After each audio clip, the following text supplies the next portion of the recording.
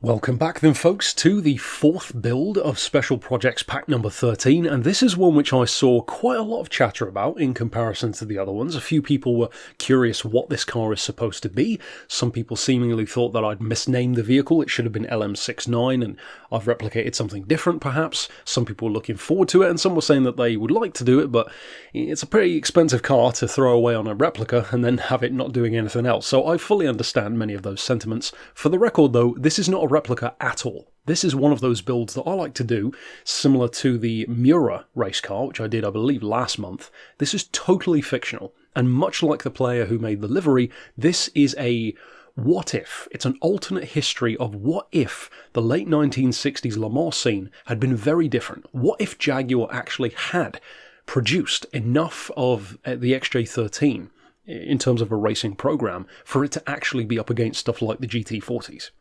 What if it had gone that far? And what if Ecurie Ecosse had worked as they have before with Jaguar with an XJ13 and actually taken it to Le Mans as one of the, fielded vehicles? I love that idea of an alternate history, and that's the idea behind the car. So for those who are maybe not wanting to repaint, let's say, their precious XJ13, I will say there might be a way that you could still try this. Don't fit the livery, but you could have one of your tuning sheets replicating what I'm doing here. So then you could have one where the car is, stock, for want of a better term, and then you could have this one as a different option depending on what mood you're in. So it's something to bear in mind. Of course, I will have put on screen that you can grab this livery. A ton of different people have done variations of this theme, but I really like the look of this one. I like the number 6 on it with the LM66. Of course, it is a reference to the LM69 as well, both my idea and I would assume theirs also. So as far as the parts, thankfully, and this ties into what I said about having multiple tuning sheets, you can't really do much to this car anyway, with it already being essentially a prototype version of a GT-style race car of the time. We do have the power restrictor and the ballast. You don't necessarily need to use them, but they are good to have. As far as the ECU, that is fully customised. If I recall correctly, I think it comes with that anyway. I haven't done anything too crazy in terms of the racing crank either, because I've actually reduced the power on this one. I wanted to make it feel a bit more competitive, but not too good against, for example, the Golf GT40 replica that I did, or the Lamborghini Miura. As I said, I want it to feel like it should be in with those cars, but not completely overshadowing them. As far as the rest here, we've got the fully customised diff. I've gone for the fully customised manual box, again for that authentic old school feel. I haven't bothered even with the rigidity. As you can see, it actually lowers the points a little bit. I would definitely say you don't need it anyway after driving it. The racing silencer, I believe, is already as standard fitted anyway. The discs, if it's not fitted, obviously go for it. I seem to recall it is anyway. Again, the fully customised suspension, of course the racing hard tyres. As far as the extreme stuff, the steering angle adapter, some people may not want to go for that, kind of make it less authentic. It's down to you if you want to go for that or not.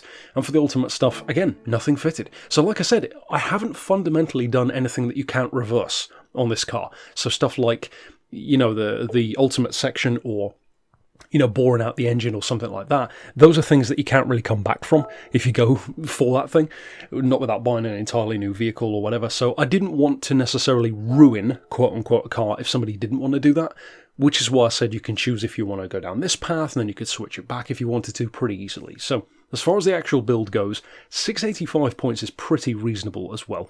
As far as the suspension, 65mm front and rear, 5 for the anti-roll, 30 for the dampers on compression at least, then a slight difference for the expansion, 40 and 35. Quite a lot of spring frequency, pretty high amount, 4.15, only 2 degrees of camber though, so probably not as high as you might expect. Many of my racing ones go for more like 3 degrees, so that's a testament to the handling on this car. 20 toe in on the rear, 10 toe out on the front. As far as the diff, 30, 30 and 30 again.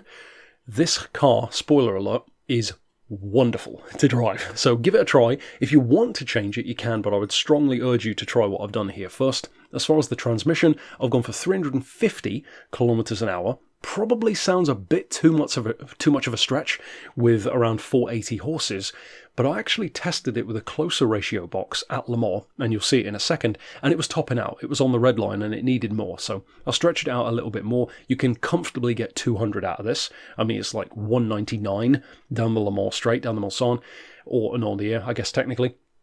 So having that kind of speed feels pretty authentic. A 200 mile an hour car for that time period, that's more than good enough. The ballast, the power restrictor, untouched. ECU limited to 94. Obviously, not being a real car, you can pretty much give it as much or as little horsepower as you want. But to me, 480 with 998 kilos, that's a pretty nice comparison, I think, between those two. It feels about right. And for me, I've gone for more of a grip-based approach to its downforce, so full on the front and the back. And then for the rest, you can see what I've done. So it's nothing that you can't reverse, like I said. And without any further ado, we will jump out to, of course, Le Mans, old school Le Mans in particular, to show you what it can do in practice. Well, there really wasn't anything I needed to say in terms of how to use it. It really is just that good. It feels right. That's one of the notes that I made on it. My goal with this was, like I said, to have an alternate history, a what-if version of Le Mans 66, Le Mans 69, you know, all that kind of era of the iconic GT40 versus Ferrari battles. What if this car had had a chance to be in the fray as well with those cars? And I tell you what, if the real thing had been anything like this, it would have been an absolute monster, and it could have certainly been a car to bring an upset to Le Mans. And of course with Le Mans, stuff like reliability is always a huge factor as well, so you never know what would have happened, but it really is a shame that this car never had the chance to run. The fact that it has the spin of being Ecurie Ecosse, I think is pretty awesome as well, having that involvement as they did in real life with Jaguar, plus it's just a gorgeous looking livery for the car. So show the players some love if you do download the livery. If you decide to do a variation of the build or even the full replica on your Jag, obviously I hope you enjoy it, and naturally check out all the other builds in pack number 13 for the rest of this week. But I'll see you next time with more, and for now, thanks for watching.